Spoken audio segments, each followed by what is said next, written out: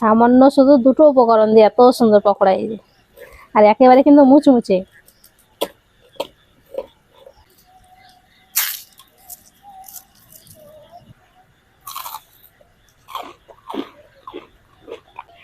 বাগান বিলাস গাছ এইদিকে।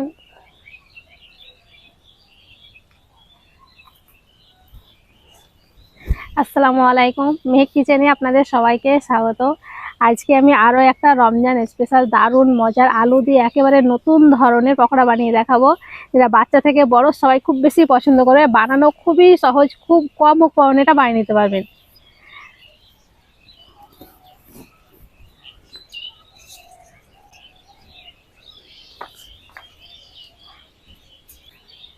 আলুর পকোড়া বানানোর জন্য এখানে আমি দুটো বড় সাইজের আলু নিয়েছি, আর একটু লম্বা দেখে আলুটা নিয়েছি। প্রথমে আলুগুলোকে ছিলে নেব।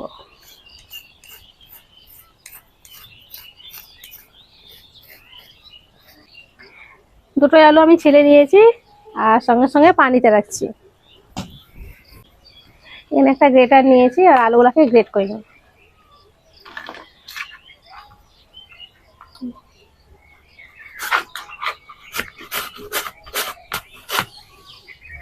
এই যে একটু লম্বা লম্বা করে করতে হবে, এই যে।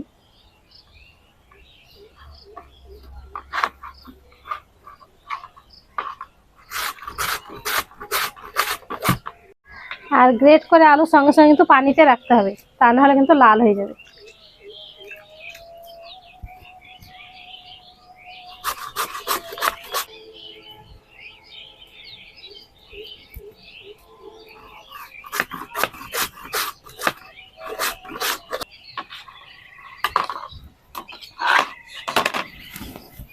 দুটো আলুকে আমি গ্রেট করে নিয়েছি, এবার 3-4 বার ভালো করে পানি দিয়ে পরিষ্কার করে ধুয়ে নেব।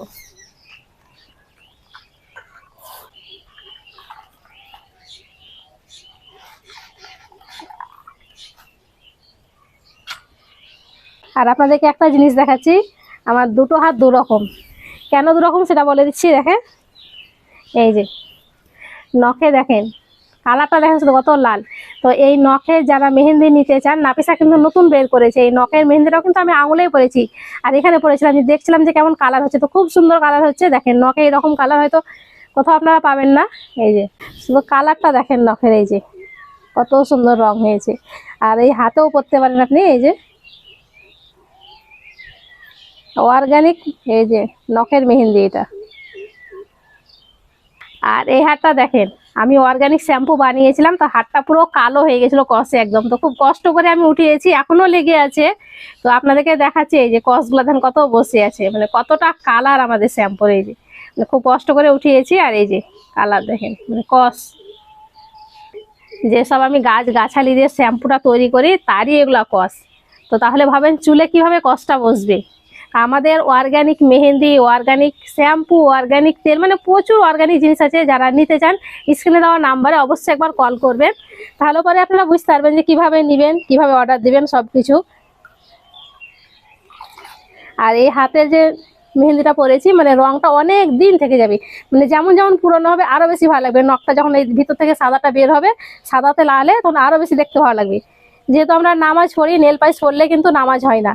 তো এই হাতের মেহেন্দিটা পরবেন, একদম কেউ বুঝতেই পারবে না যে আপনিটা মেহেন্দির কালার, সবাই ভাববে হয়তো নেল পালিশ করেছে।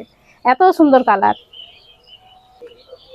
পানি পাল্টে পাল্টে আমি 3 বার আলুগুলাকে ভালো করে ধুয়ে পরিষ্কার করে নিয়েছি। আর পানিটা দেখেন একদম পরিষ্কার, এই যে এইরকম পানি হবে, একদম চকচকে পরিষ্কার। এবার পানি থেকে ভালো করে চিপে চিপে উঠিয়ে নেবো, যাতে একটুও পানি না থাকে।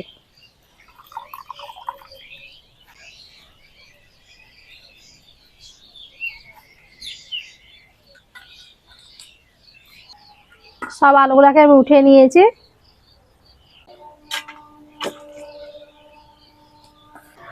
খুব বেশি মশলা লাগবে না, কিন্তু খেতে দারুণ হয়। প্রথমে দিয়ে দেবো স্বাদ মতো লবণ। এবার দিয়ে দিচ্ছি অল্প একটু গোলমরিচের গুঁড়ো।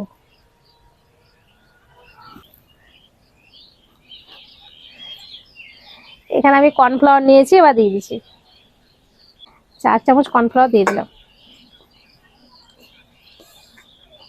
খুব ভালো করে এইভাবে লাগিয়ে দিতে হবে পুরো আলু। আর এখানে পানি দেবেন না, লবণ দেওয়া আছে, লবণ দেওয়ার কারণে কিন্তু পানি ছাড়বে, তাই ভালো মতো লেগে যাবে। খুব ভালো করে আমি মেখে নিয়েছি। এই কর্নফ্লাওয়ার দিয়ে খুব ভালো করে মেখে নিতে হবে। আলুর পকোড়া ভাজার জন্য চুলোতে একটা প্যান বসিয়ে দিয়েছি, এবার দিয়ে দিচ্ছি তেল।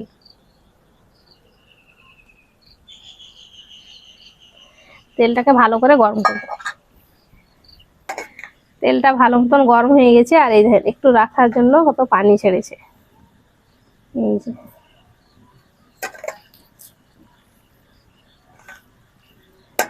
অল্প অল্প নিব, আর এইভাবে করে গোল গোল করে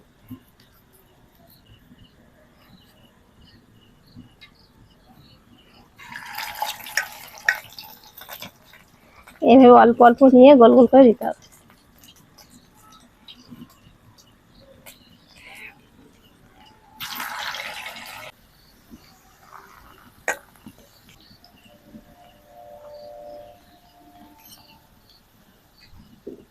এই যেগুলো আগে দিয়েছি এগুলো উল্টে দিচ্ছি।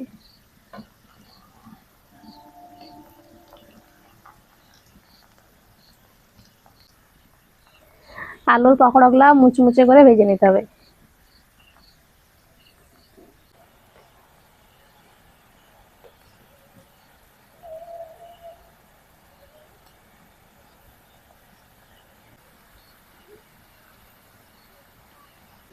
আলুর পকোড়াগুলো উল্টে পাল্টে আমরা মুচমুচে করে ভেজে নিয়েছি। এই যেখানে এরকম করে ভেজে নিতে হবে, আর একেবারে মুচমুচে হয়ে গেছে। এবার উঠিয়ে নিই।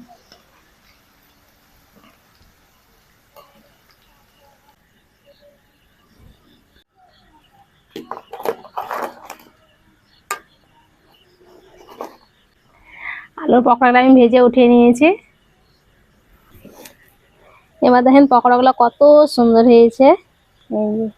দেখতেই দেখেন কতটা লোভনীয় রয়েছে। সামান্য শুধু দুটো উপকরণ দিয়ে এত সুন্দর পকোড়া এই যে, আর একেবারে কিন্তু মুচমুচে।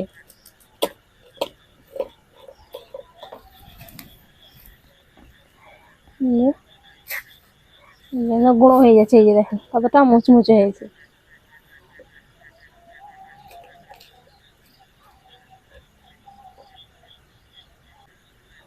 এই যে দেখেন কতটা মুচমুচে, আর ভিতরটা একটু সফটও আছে, উপরটা মুচমুচে হবে একেবারে।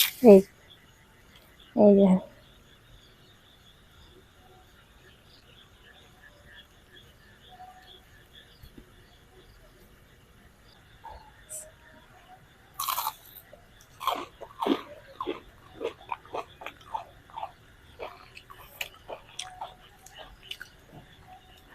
আলুর পকোড়াটা খেতে দারুণ হয়েছে। সামান্য দুটো উপকরণ দিয়ে এত সুন্দর পকোড়া হয়, না বানিয়ে খেলে তো বুঝতে পারবেন না। তাহলে দেখলেন তো বানানো কত সহজ, খুব সহজে আপনারাও বানিয়ে নিতে পারবেন। আশা করছি আজকের রেসিপি আপনাদের অনেক ভালো লেগেছে। ভালো লেগে থাকলে প্লিজ লাইক কমেন্ট শেয়ার করবেন, আর আমার চ্যানেলটি অবশ্যই সাবস্ক্রাইব করবেন। সবাই ভালো থাকবেন, সুস্থ থাকবেন, ধন্যবাদ।